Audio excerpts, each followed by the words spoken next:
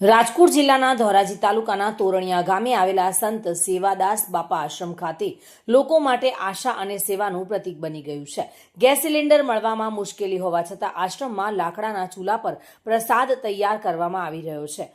જ્યાં ટુકડો ત્યાં હરી ઢોકળો આ પવિત્ર ભાવના સાથે ચાલતા આ અન્ન ક્ષેત્રમાં કોઈપણ ભક્ત ભૂખ્યો પાછો જતો નથી. લાકડાના ચૂલા પર બનતા ભોજનમાં મહેનત વધારે છે, સમય વધારે લાગે છે, છતાં પણ સેવા બંધ થઈ નથી. રસોઈ, ધુમાડો, ભક્તો, સેવા કરતા આશ્રમમાં સેવાભાવી ભક્તો દિવસ રાત મહેનત કરી રહ્યા છે. કોઈ લાકડું ભેગું કરે છે, કોઈ રસોઈ બનાવે છે, તો કોઈ ભક્તોને પ્રસાદ પીરસે છે. આ નક્ષત્રમાં રોજ મોટી સંખ્યામાં ભક્તો આવે છે અને પ્રસાદ લઈને આધ્યાત્મિક સંતોષ અનુભવે છે. અહીં માત્ર ભોજન નહીં પરંતુ પ્રેમ, ભક્તિ અને માનવતાનો પણ પ્રસાદ આપવામાં આવે છે. તોરણિયા ગામના રહેવાસી સેવા આપીએ છીએ. અમારા કોઠારી બાપુ છે.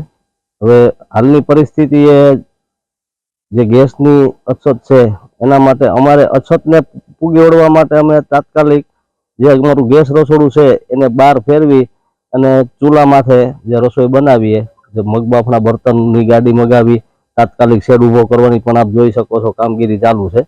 અને અમારા બાપુનો આદેશ એવો છે, રાજેન્દ્રદાસ બાપુનો, કે ભાઈ કોઈ પણ પરિસ્થિતિ હોય પણ અહીંયા અલખનો દરબાર છે, આ રોટલાનો ધર્મ છે, આ ટુકડાનો ધર્મ છે, અહીંયા આ વસ્તુ બંધ થાય નહીં.